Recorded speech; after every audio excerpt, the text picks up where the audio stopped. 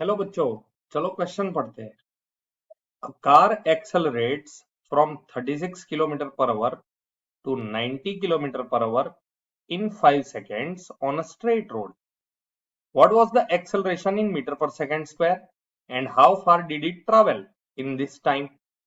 Assume constant acceleration and direction of motion remains constant. तो बच्चों पहले समझ लेते हैं कि यहाँ पे कॉन्सेप्ट कौन सा यूज कर रहे हैं। तो की कॉन्सेप्ट यहाँ पे जो कर रहे हैं वो है constant acceleration and its equations का।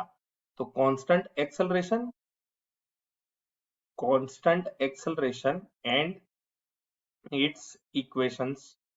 तो इक्वेशंस हमें पता है तीन बहुत ही इंपॉर्टेंट इक्वेशन है। v is equal to U plus A T, जो कि initial velocity, final velocity, acceleration और टाइम के बीच में रिलेशन बताती है। इसके अलावा है s is equal to U T plus half A T square, जहां पे s जो है वो डिस्टेंस या डिस्प्लेसमेंट बताता है, हमारे यहाँ पे डिस्टेंस बताता है। u जो है वो आपकी इनिशियल वेलोसिटी बताता है, t टाइम बताता है, a एक्सेलरेशन बताता है। उसी तरीके से तीसरी जो इक्वेशन है वो v square is equal to U square plus 2a into S, जहां पे final velocity, initial velocity, acceleration and displacement.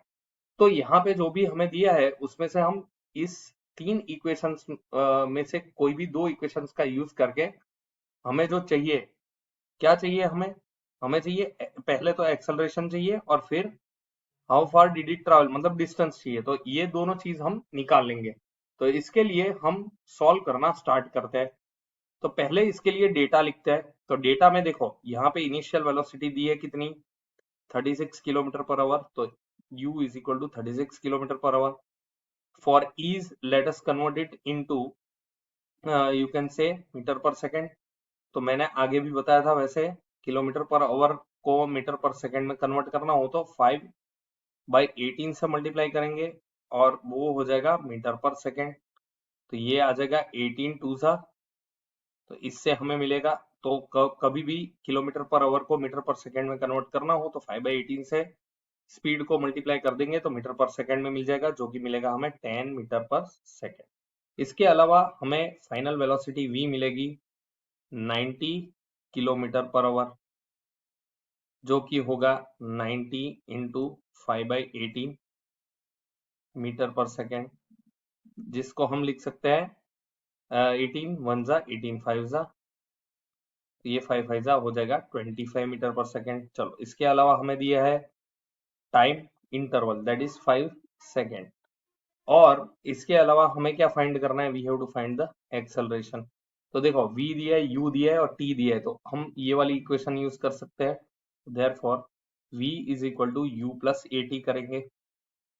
तो वैल्यूज रख देते हैं। v की वैल्यू हमें मिली है 25, u की वैल्यू हमें मिली है लेट अस से 10, और हमारे पास एक्सेलरेशन नहीं है लेकिन टाइम दिया है 5। Therefore what we can write, we can write 25 minus 10 is equal to 5a।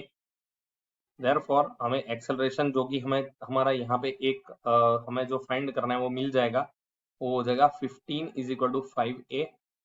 Therefore we will get acceleration is equal to 15 upon 5 which is equal to 3 metre पर second square. ये बहुत ही important चीज मिल गई हमें। चलो इसके अलावा हमें और भी फाइंड करना है डिस्टेंस इन दिस टाइम, मतलब ये 5 सेकंड वाले टाइम में कितना डिस्टेंस कांस्टेंट एक्सेलरेशन 3 मीटर पर सेकंड से ये कवर करता है। तो s इज इक्वल टू, हम ये वाली इक्वेशन यूज कर लेंगे क्योंकि सारी वैल्यूज अपने पास है, ut plus half A T square, values रख देते हैं। u की वैल्यू 10 है, t की वैल्यू हमारे पास 5 है, प्लस हाफ ए की वैल्यू हमें 3 मिली और टी स्क्वायर इज 5 स्क्वायर। तो ये तुम्हारा हो जाएगा 50 प्लस